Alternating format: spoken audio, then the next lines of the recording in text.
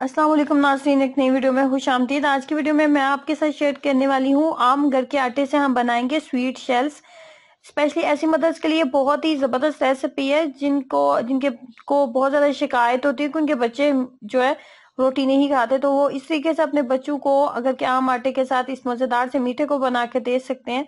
और अगर आपके बच्चे को मीठा खाने में बहुत पसंद है तो ये रेसिपी आपको बहुत पसंद आने वाली है। तो इसके लिए मैंने लिया है 250 ग्राम के करीब आटा। घर का नॉर्मली आम आटा लेंगे, उसके अंदर 2 खाने के चम्मच कुकिंग ऑयल ऐड कर देंगे। कुकिंग ऑयल ऐड करने के बाद हाफ टी स्पून के करीब इसके अंदर नमक जाएगा। हाफ टी स्पून इसके अंदर नमक ऐड करने के बाद इसको अच्छे से मिक्सअप कर लेंगे। मिक्सअप करने के बाद मिक्सअप कर इस तरीके से करेंगे कि तमाम जो कुकिंग ऑयल है वो आटे के अंदर अच्छे से मिक्सअप हो जाए। यहाँ पे हम 2 चीजों का इस्तेमाल करेंगे, नीम गर्म दूध का भी और नीम गर्म पानी का। 2 चीजों का इस्तेमाल करेंगे। पहले मैं 1/4 कप के करीब, 1 कप का 4th पार्ट मैंने इसके अंदर दूध ऐड किया है और उसके बाद मैंने इसके अंदर लास्ट पे थोड़ा सा पानी भी ऐड किया है। 1 कप का चौथा हिस्सा आप इसके अंदर पानी का इस्तेमाल करेंगे और 1 कप का चौथा हिस्सा ही आप इसके अंदर नीम गर्म दूध का इस्तेमाल करेंगे। दोनों के साथ अच्छे से आपने डो को इस तरीके से आपने इसको गूंद लेना है, डो को तैयार कर लेना है कि जैसे आप नॉर्मल समोसे के लिए डो तैयार करती हैं। डो नॉर्मल रोटी वाली डो हमने तैयार नहीं करनी, क्योंकि डो जो रोटी के लिए तैयार की जाती है वो थोड़ी नरम होती है। तो यहाँ पे हमने डो को टाइट रखना है। आधा घंटा गुजर चुका है और डो बहुत अच्छे से सेट हो चुकी है। अब हम क्या करेंगे, अब हम इसके इस तरीके से छोटे छोटे पीसेस करेंगे।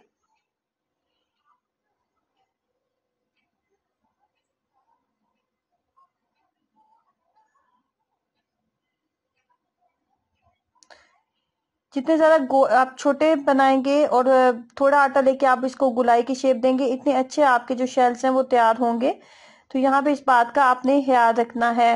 उसके बाद आपने लेनी है एक फोक और फोक के ऊपर आपने इस तरीके से इसको अच्छे से सेट कर ले।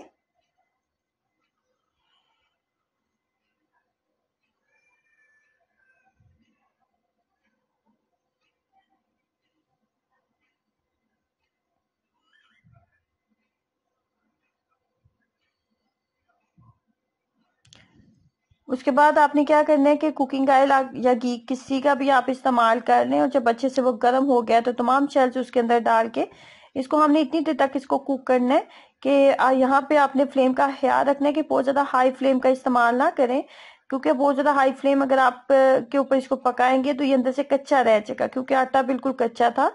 इसे मीडियम फ्लेम के ऊपर आप इसको रखेंगे, लो फ्लेम के ऊपर भी नहीं इसको हम रखेंगे। जैसे इसका कलर थोड़ा चेंज होने लगेगा, लाइट सा ब्राउन हो जाएगा, तो हम इसको निकाल लेंगे। उसके बाद हमने इसको शीरा इसके लिए तैयार करना होता है थिक सा गुड़ के साथ। तो गुड़ आप देख लें कि बहुत कम मिकदार में मैंने गुड़ लिया और उसके बाद जी इसके अंदर पानी 2 खाने के चम्मच ऐड करने के बाद इसको हमने अच्छे से मेल्ट कर लेना है। फ्लेम को मीडियम फ्लेम रखेंगे और ताकि साइड से लगे ना, और चम्मच को मुसलसल चलाते जाएंगे। जैसे इसको हीट लगेगी ये बहुत जल्दी मेल्ट होना शुरू हो जाएगा। उसके बाद आपने अच्छे से इसको सेट कर लिया।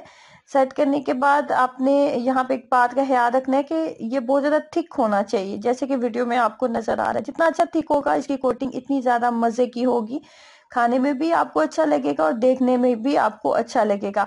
तो इस बात का आपने हाथ याद रखना है। इसको अच्छे से हम इस तरीके से सेट कर लेते हैं। जैसे जैसे इसको हवा लगती जाएगी ये ठंडा होता जाएगा, ये और ज्यादा क्रिस्पी और टेस्टी बनता जाएगा।